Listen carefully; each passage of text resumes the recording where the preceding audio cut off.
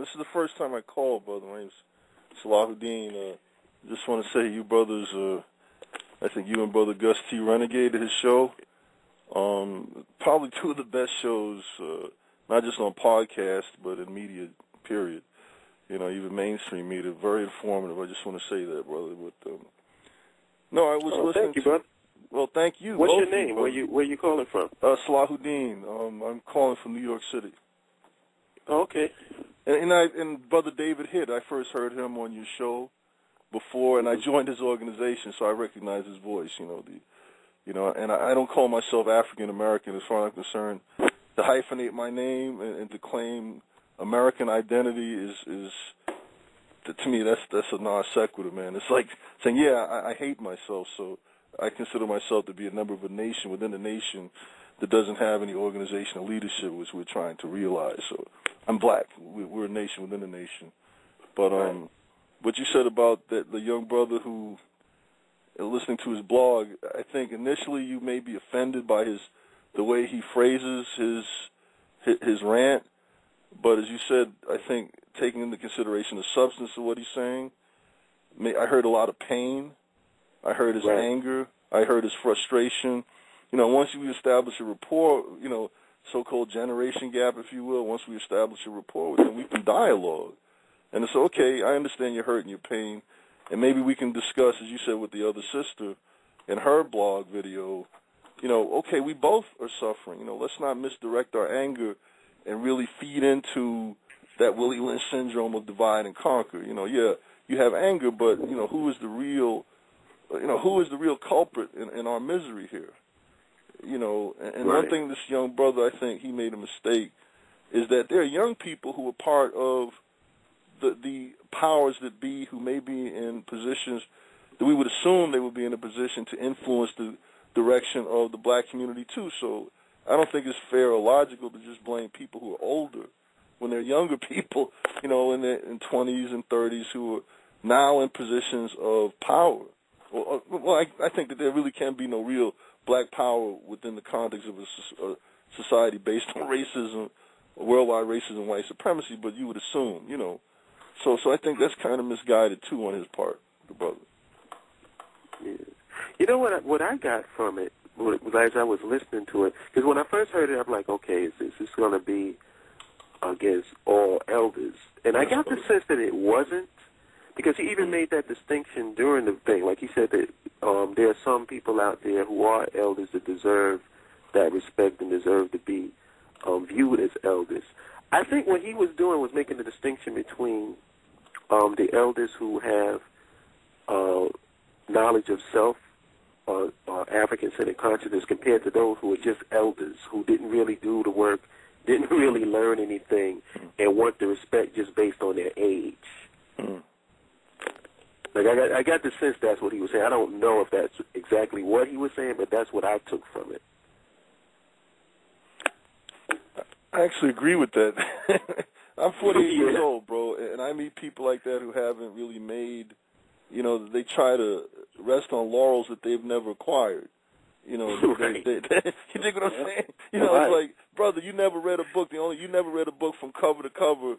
And you've been working in a grocery store, but I'm your mother, or I'm older. That doesn't hold water. What effort did you put into it? Even the Christian Bible says, whether you believe it or not, I give honor where honor is due. So you haven't striven for anything yet. You're gonna, and then you meet a young brother who's in his 20s who may have, put in a lot of effort. The brother may have read hundreds of books. The brother may have been an activist, and you're gonna, because of your age, you're gonna tell this young brother, dictate to him. Come on, man, that's not even fair. That's not justice. But then again, we're talking about ignorant people, so, not to dismiss it, but realizing that these people are ignorant and that they don't have the powers of analysis, maybe I realized the source. And I met people in my family that I love, man. Remember that book by Nathan McCall, Makes Me Want to Holler?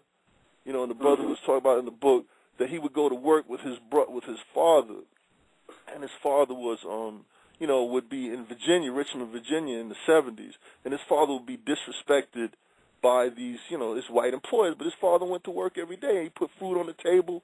You know what I'm saying? And when as a youngster, he didn't respect his father, but as he got older, he realized, it takes a certain fortitude. So So like taking a positive inventory instead of looking at the negative. They survived. Even if they haven't done much reading within this hostile environment, those older people survived, and that's an accomplishment in and of itself. Being black in the society and living to a certain age. And one thing about the brother made a point when he was talking about, Gabriel Prosser. Gabriel Prosser, Nat Turner said was 31, and Gabriel Prosser was 24.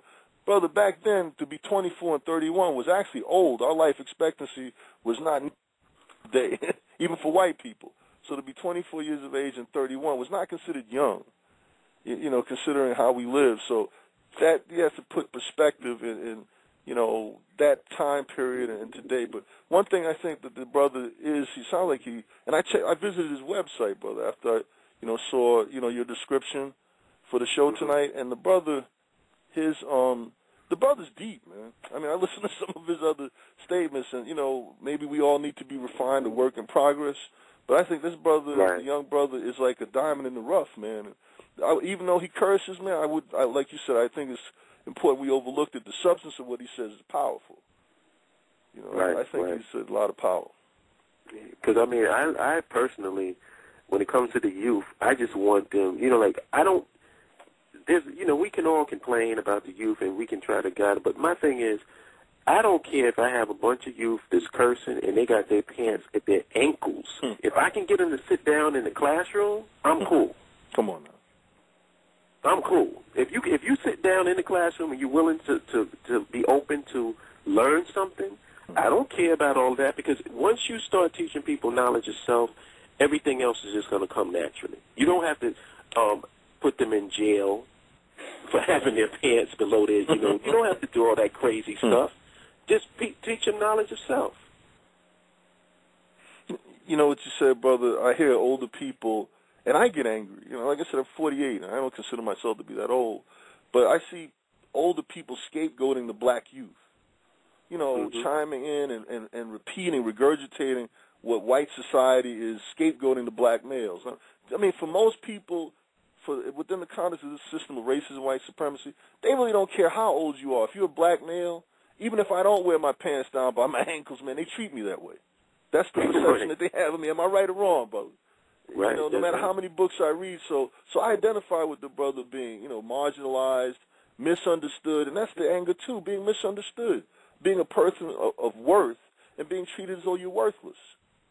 Malcolm X, a brilliant man, was top in his class in school in Lansing, Michigan. Yet the racist white supremacist said, "No, you don't want to be a lawyer." He wanted to be a lawyer. No, you should be a street sweeper. What injustice, man! So I hear that in this young brother. He's caught in that cycle, as we all are, trying to. And to me, like this, I'm gonna be honest with you again, brothers. It's healing. Like I come home from work and I listen to you, brothers, and I feel fed and healed, brother. Really, I don't feel so alone. And I feel. I don't know, it's a spiritual, emotional, whatever, intellectual edification, but I really appreciate you brothers, and I was talking to, family members about it, and I encourage them to listen to your show, because again, I mean, this shows the reality of how backwards the society. I get more from your show where you get no sponsors, no mega media sponsors, like Oprah Winfrey, than I would ever get from her. That's miseducation, and this is what you're giving is education and a proper forum for us to work together. That's right, brother. Well, I thank you for that. Well, thank Definitely. you, brothers.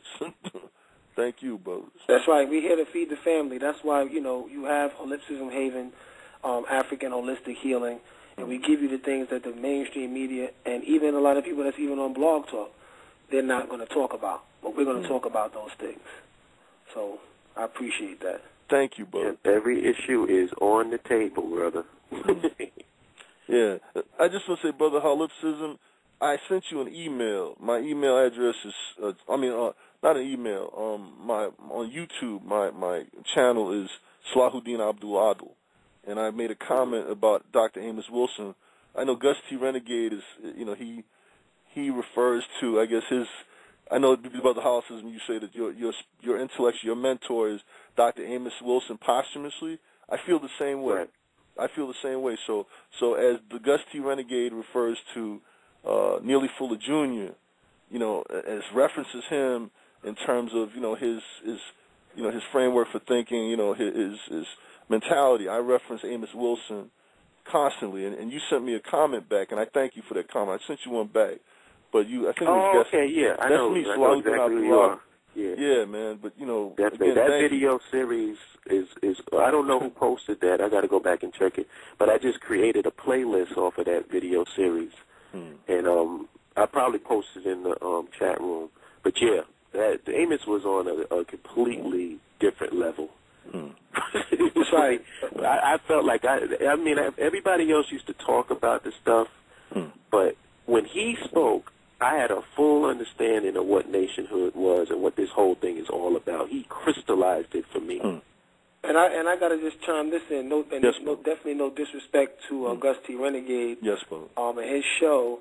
But one of the differences that what we don't do is we don't focus on the white supremacist racists or whoever they are. I don't want to have a long talk with you. I don't want to invite you back to my show 7 times and keep talking to you over and over again. I want to empower the people that are the victims of racism. So the African Holistic Healing and Holipsism Haven is about the people that have been victimized by it. I want to talk about what we're going to do about that, than to sit there and get into a debate with a white supremacist.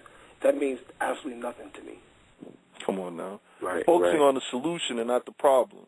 Because having a victim mentality is self-defeating, and that's been the problem all along. Like, have a sense of self-efficacy, that we're power. That's what Black Power movement was about. Like you said, brother, Holipsism, what is the solution? I'm repeating what you said. What is the solution to racism, white supremacy? Black power.